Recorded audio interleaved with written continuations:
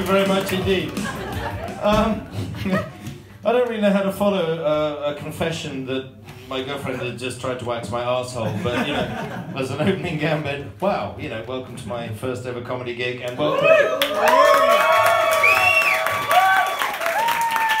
And welcome to the wardrobe department of The Handmaid's Tale, where masturbation is, of course, not allowed, and therefore why not have a shrine to Pat Butcher in the gents to put you off. I'm Alex, a kind of combination between Vinnie Jones and a potato. So I thought I'd just tell you a bit about myself, just as this is the first time I've done it as a comedy virgin. I'm 49, divorced, with somebody, of course, and still have wax on my arse. Basically, I spend a lot of time doing random thoughts and thinking random things, a bit like sort of why does frizzies not have a pubic variety so that you could comb it down and look like an Afghan hound. And then I was wondering about like why there's a trend for like topiary trimming, and maybe it's because there's no frizzies, so you just trim it off, and then I thought maybe they trim it off and then there's no frizz. Just a chicken and egg situation, really, I suppose, which is ironic because it does look like a chicken with 2 eggs. Anyway, just by the by, random thoughts. I am a taken woman. As you can see, sorry ladies, the Vinnie Jones potato boat has sailed. So we get on quite well, apart from the waxing issue, which was quite interesting. And we get on quite well, but I tend to spend my time sort of navel-gazing, thinking random thoughts and being a bit lazy, and I do get nagged quite a lot, and it's very much sort of things along the lines of, there is an us in discussion, you know, and, you know, there is an us in housework, you know, but there's no you in my internet browser history, so...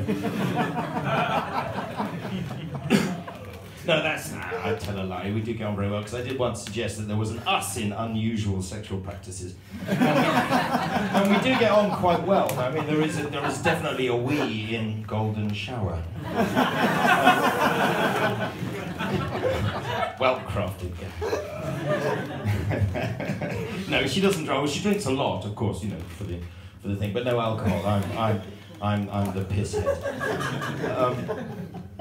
But anyway, a bit about myself. I'm 49, I'm about to be 50, I spend a lot of time navel-gazing, and I was looking back at my life and I wondered what I'd done in my life, and done various different things. You know, for the drag, I was hosting a pub quiz for charity, so I did it in drag with high heels, and ladies, I do commend you with your ability to walk in heels. I died afterwards, and I've ridden around the pyramids dressed as Lawrence of Arabia on a camel. I've gone up a Scottish mountain in a mankini. The mankini was optional, but it was a Monday, so mankini Mondays, you know. I teabagged a dwarf.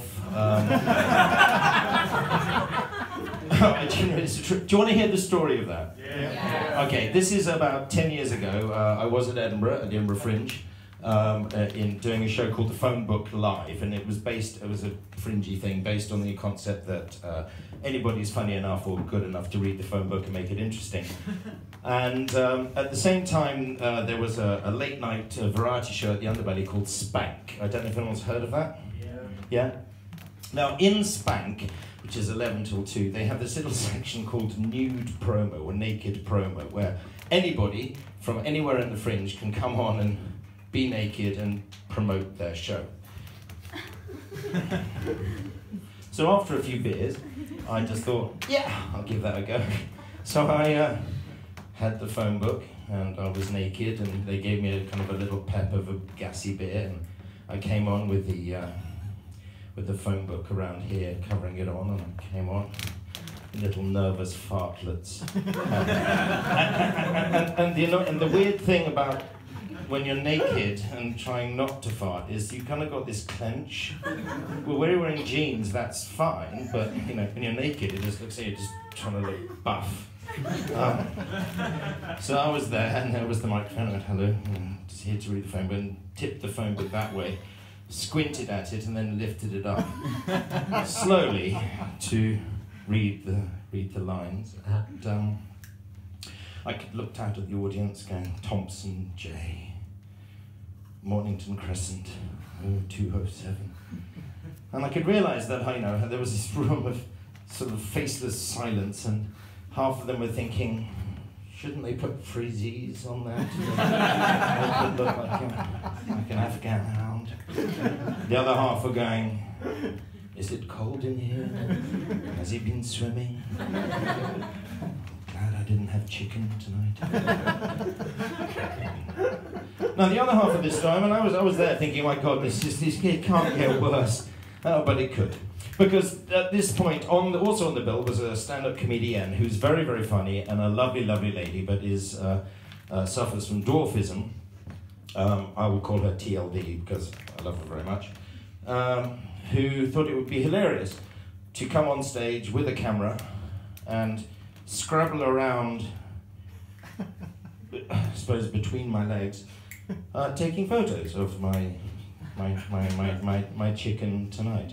And so I was there with the phone book, and I kind of got a little bit angry because I'd had the beer and everything else. I thought, I'm not going to be outdone, so I just squatted down and started banging my balls on her forehead. Now, I'm not proud of this, but with the beer and the nerves, I kind of right in her face, stood up and went, ladies and gentlemen, thank you very much, good night, and left her there, kind of gagging and choking. And that was my thing. So I'll leave you with that visual image. I've been Alex. Thank you very much indeed.